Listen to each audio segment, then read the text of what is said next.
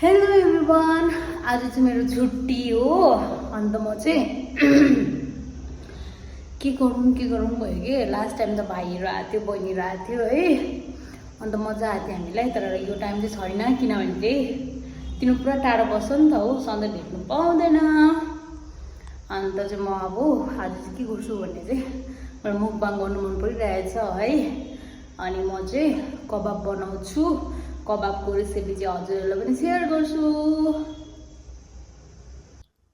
मैले चाहिँ चिकन लिएर है, यो चाहिँ हाफ किलो चिकन हो। मैले चिकन लिएर धोइसकेको छु है। अब चाहिँ म यसलाई मजाले म्यारिनेट गर्छु। मैले चाहिँ जिन्जर गार्लिकको पेस्ट लिएर आएको छु है। यो पेस्ट चाहिँ मजाले हालिदिन्छु, किनभने चाहिँ नि किन लिएर आएको भने चाहिँ अब यहाँनिर यस्तो मिहिन गरेर पिसिरहनुपर्छ हो। त्यही भएर चाहिँ 5 रुपियाँमा पाइहाल्छ यो। अन्त लियो यसरी मिक्स गरिदिन्छु यसलाई मजाले हो। अन्त यसमा चाहिँ म अब हाल्दैछु चिली पाउडर 1 स्पुन, हल्दी हाफ स्पुन, हाफ स्पुन भन्दा अलिकति कम्ती नै हो, प्लस धनियाँ पाउडर अलिकति। त्यहाँदेखि हालिदिँदैछु माथिबाट कबाब पाउडर,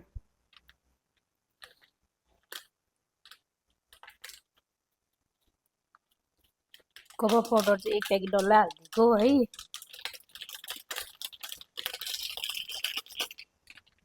अन्त हजुरहरूले चाहिँ चाहियो भने लेमन पनि हाल्नु सक्नुहुन्छ हो।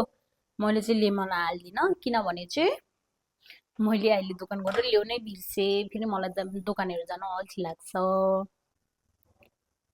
प्लस अन्डा एउटा हालिदिनुहोस् हो।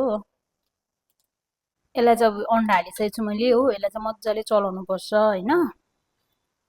अन्त चाहिँ तपाईँहरूले चाहियो भने चाहिँ हातले पनि चलाउनु सक्नुहुन्छ। तर म चाहिँ चलाउँदिनँ, किनभने चाहिँ मलाई छिटो पोल्छ नि त। मैले यहाँ चिल्ली पाउडरहरू हालेको छु हो।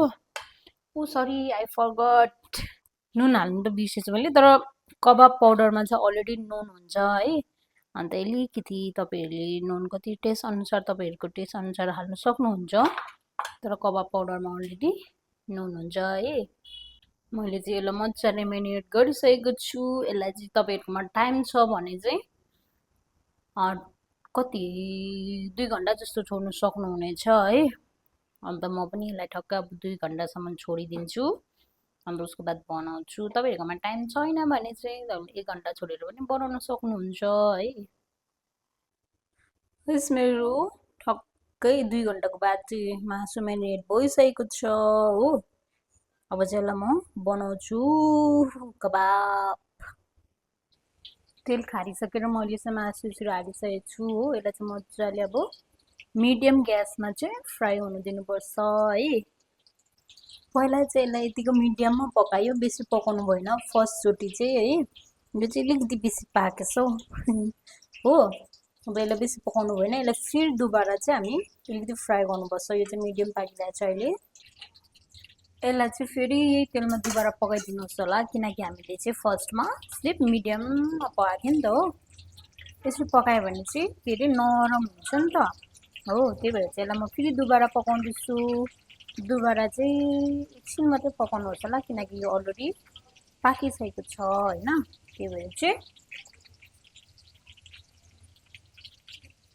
अब यसलाई चाहिँ मजाले मिडियम ग्यासमा पकाउनु होला, राम्रो हुन्छ।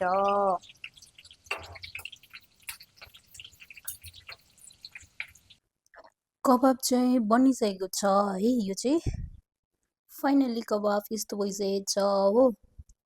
यसमा चाहिँ लेमन छ भने चाहिँ दामी हुन्छ, तर मेरोमा चाहिँ छैन फिलहालमा। मलाई अल्छी लाग्छ, बाहिर खतरा घाम लाग्छ कि, त्यही भएर